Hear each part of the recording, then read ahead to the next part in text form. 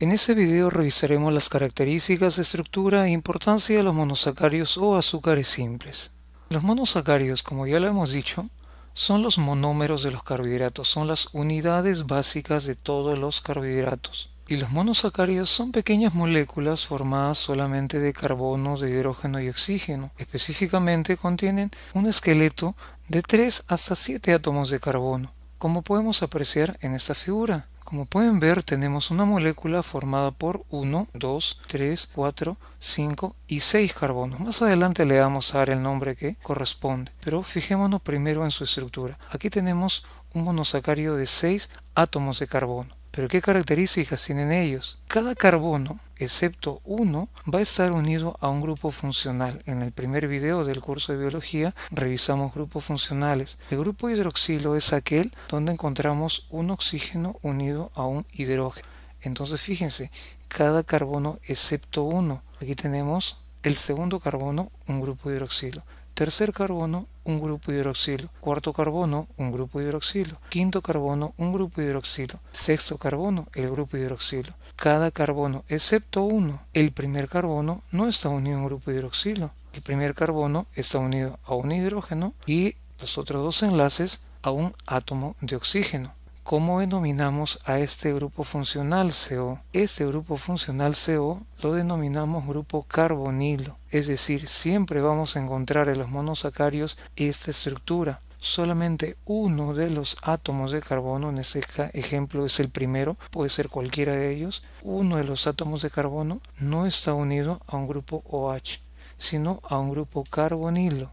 Eso es necesario que lo resaltemos, ya que de acuerdo a esto es que vamos a clasificar a los monosacáridos en dos grandes grupos. Y sigamos revisando las características de los monosacáridos. Como lo hemos podido ver en algún momento, los monosacáridos son muy solubles en agua, como por ejemplo la glucosa lo podemos disolver fácilmente en un vaso con agua, pero además van a ser insolubles en solventes orgánicos.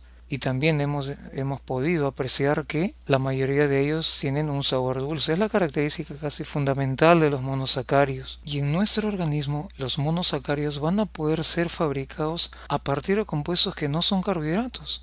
Ese proceso se conoce como gluconeogénesis. Y vamos a poder fabricarlos a partir, por ejemplo, de aminoácidos e inclusive de ácidos grasos. Mientras que algunos monosacáridos cortos de 3 carbonos, por ejemplo, van a poder ser fabricados, es decir, sintetizados durante la fotosíntesis. Un ejemplo de ellos es, por ejemplo, el gliceraldehído. Por otro lado, podemos diferenciar a los monosacáridos por su estructura química. Hemos dicho que hay dos grupos funcionales fundamentales en los monosacáridos, el grupo funcional oxidrilo u OH y el grupo funcional carbonilo o CO. Y es este último el que nos va a permitir clasificar a los monosacáridos en dos grandes grupos. Por ejemplo, si el grupo carbonilo CO está al final de la cadena, como en ese esquema, este carbono del extremo contiene el oxígeno. Es por lo tanto un grupo carbonilo, y cuando los monosacáridos tienen al extremo de la cadena el grupo carbonilo, vamos a llamarlo derivado aldehídico o específicamente se les va a denominar aldosas. Mientras que si el grupo carbonilo está en otra posición, veamos el esquema. En este caso, el grupo carbonilo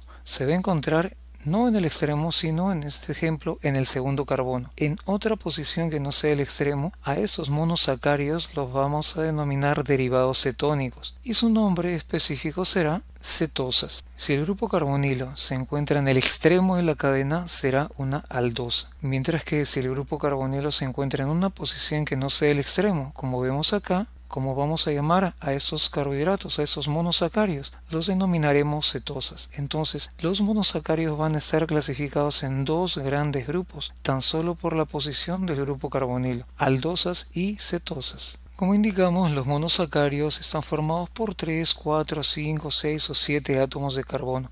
Revisemos cada uno de ellos, empezando por aquellos que tienen 3 átomos de carbono o llamados tríodos.